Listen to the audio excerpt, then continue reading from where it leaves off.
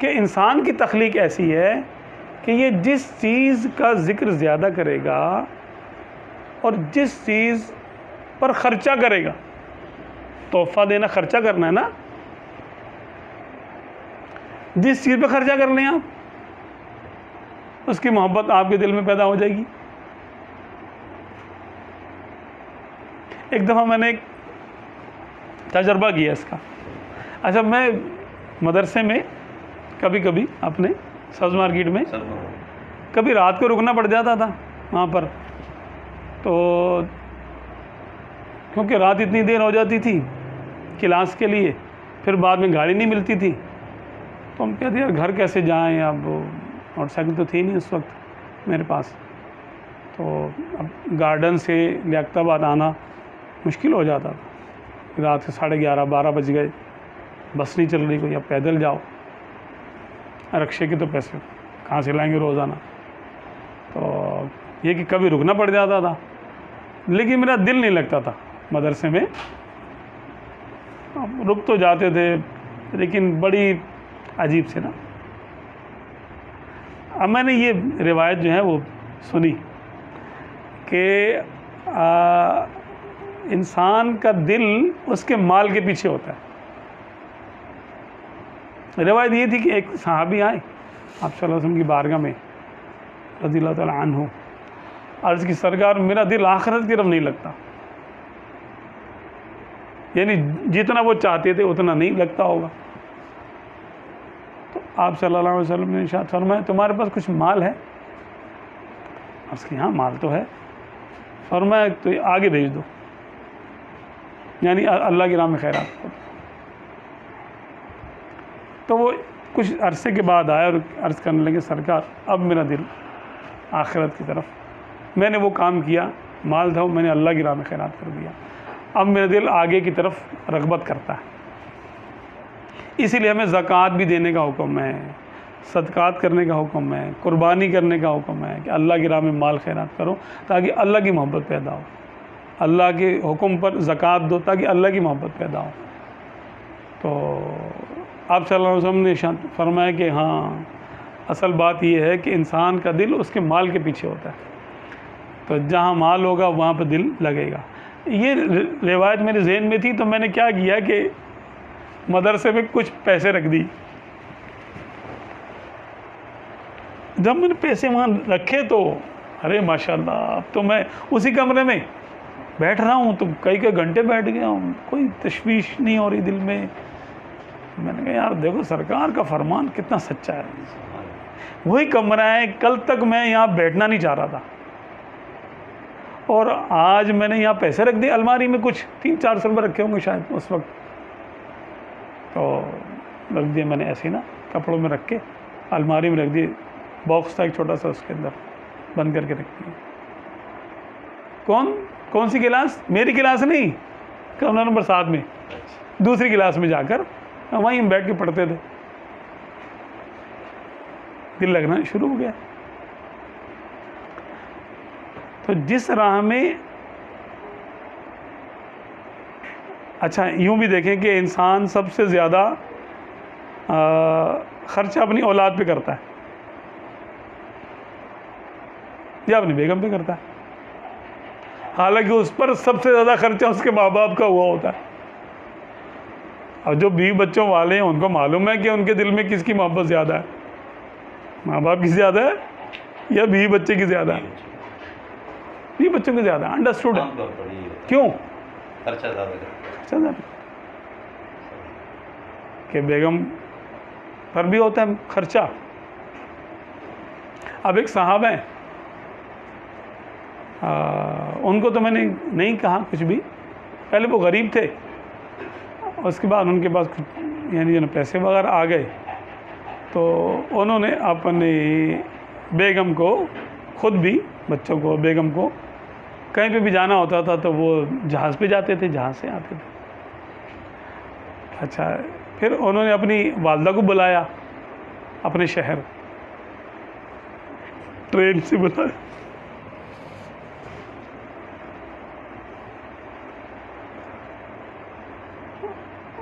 मैं थोड़ा सा मैंने जो ना उस वक्त मेरे ज़हन में आया, मैंने नोट किया, अल्लाह जाने, क्योंकि मैं उसको करीब से जानता था तो मुझे मालूम था कि इसके पास टिकट भी हैं और नहीं होगा तो टिकट के वाफर मिकदार में पैसे। इनकी वालदा भी ठीक हैं, उनको सफाई यानी सफ़री जो हवाई सफ़र है उनसे उनको कोई प्रॉब्लम नहीं होगी। आप उम्र पे जाना चाहते हैं, आप पिकनिक पे जाना चाहते हैं, किसको लेके जाएंगे? अम्मा को। अम्मा तो आपके लेके जाती नहीं साथ में।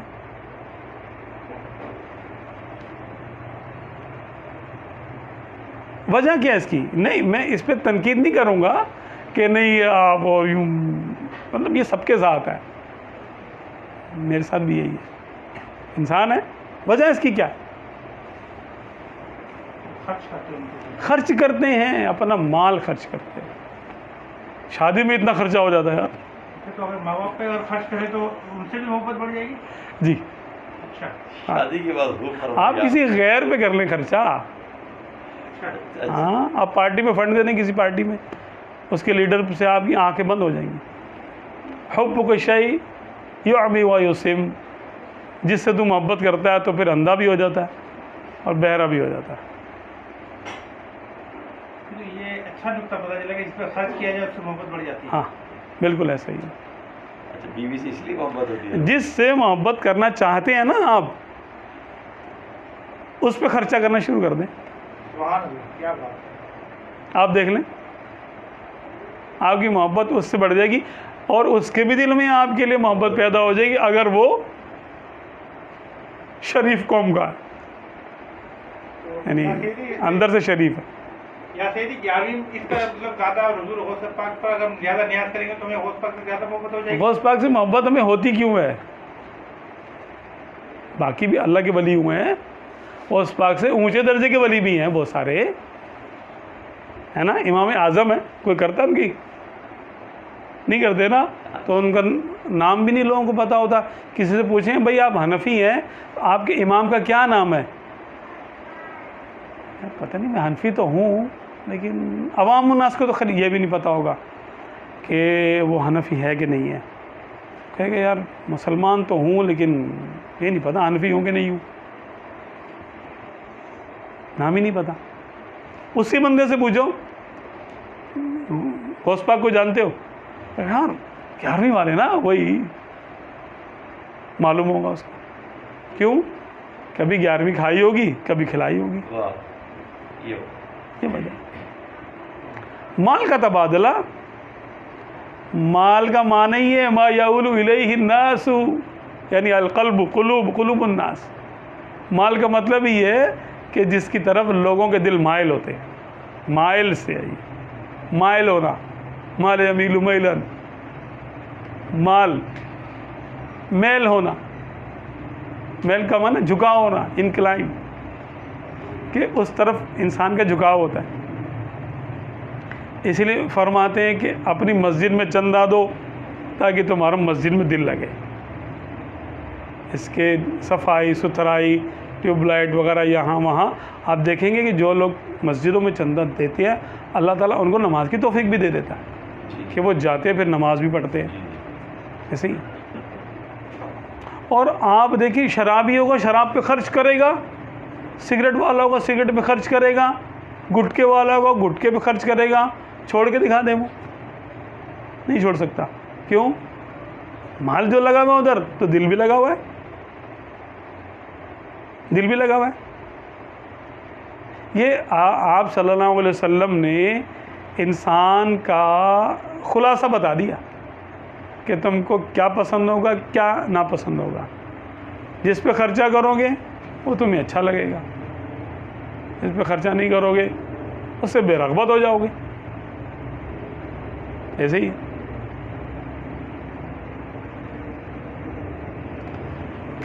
तो हम जो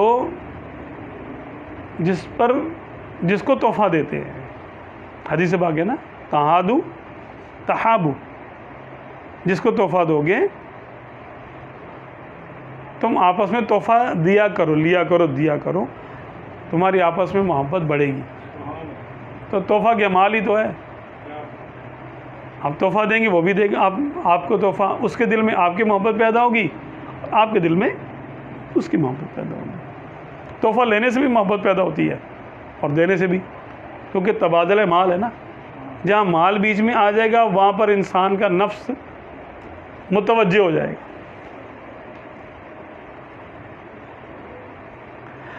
आप देखें सबसे ज़्यादा आमीन किस दुआ पे होती है? जब इमाम साहब कहते हैं ना, या अल्लाह हमारे माल में बरकत अता फरमा, आमीन। कितनी दफ़ा मैंने नोट किया, दुआ जब कराते हैं ना, या अल्लाह ये चीज़ अता कर, या अल्लाह नमाज की तौफीक दे दे, आमीन। या अल्लाह ये चीज़ करते हैं, अच्छा आमीन। या अल्लाह हमारे रिज़्क़ के हलाल में बरकत अता फरमा, आमीन। डबल आवाज़ होती है तकरीबन।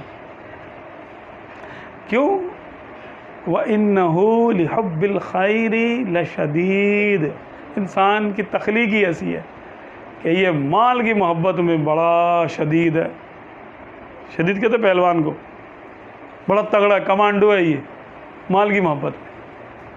बस जितना 2 पैसे का फ़ायदा वहीं जाता है। कितने ऐसे लोग हैं जो माँ बाप को छोड़कर दियारे गैर में ज़िंदगियाँ गुजार देते। हाँ, नहीं आते, और जब आना चाहते हैं आ नहीं सकते। हमारे जानने वाले, उनका गैर कानूनी तौर पे अब उनका क़याम है एक जगह, दुआ का बेचारे कहते रहते हैं, नंबर बदल के, कभी किसी नंबर से फ़ोन करते हैं, कभी कहीं से, कि दुआ कर दे मेरे हालात ठीक हो जाए। मैंने कहा भाई तुम्हारे हालात ठीक कैसे होंगे?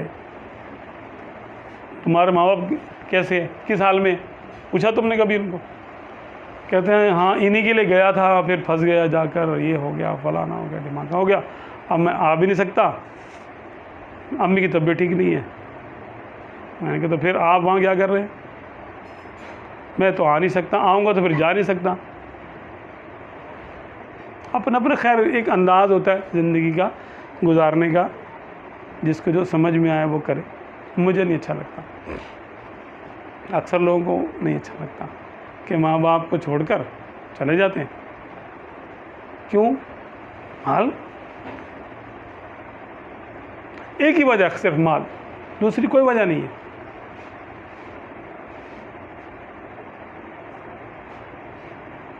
बुलाते भी नहीं माँ बाप को। फिर ये बात भी है कि यार वो आ जाएंगी अम्मी, यहाँ पे आएंगी तो फिर बेगम से बनेगी नहीं उनकी, तो वही सही है। अब अम्मी आपको मैं सूट भिजवा रहा हूँ, आप सूट पहन के खुश हो जाएं, इतना बहुत है आपके लिए।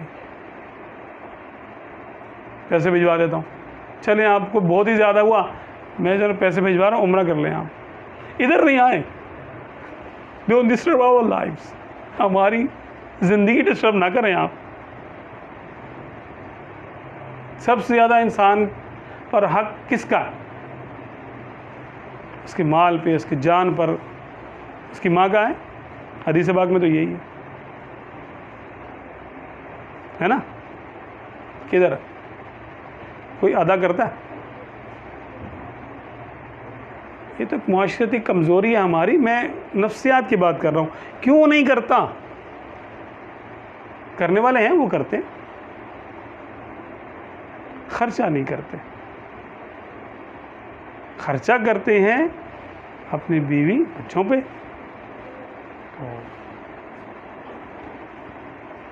उन्हीं पे सारा खर्चा होता है, उन्हीं से ज़्यादा प्यार होगा, उन्हीं से ज़्यादा मोहब्बत होगी माँ बाप का। आप उनकी आंख का तारा हैं, लेकिन वो आपकी आंख में है या नहीं है? उनसे पूछे तो वो आपका नाम लेंगे। उन्होंने आप पे जो खर्चा किया हुआ है, उन्होंने आप पे खर्चा किया हुआ है, तो आपकी मोहब्बत उनके दिल में है, आपके माँ बाप के। आगे आप खर्चा कर रहे, आपके दिल में वो बसता जो आगे है। इसलिए सूफिया किराम सारा माल अल्लाह की राह में खर्च करने को तरजीह देते हैं, ताकि उनकी मोहब्बत अल्लाह से कायम हो जाए। ये एक फितरी चीज़ है। इंसान अपनी फितरत को बदल नहीं सकता, समझ के इसके मुताबिक डील कर सकता है अपने आप को।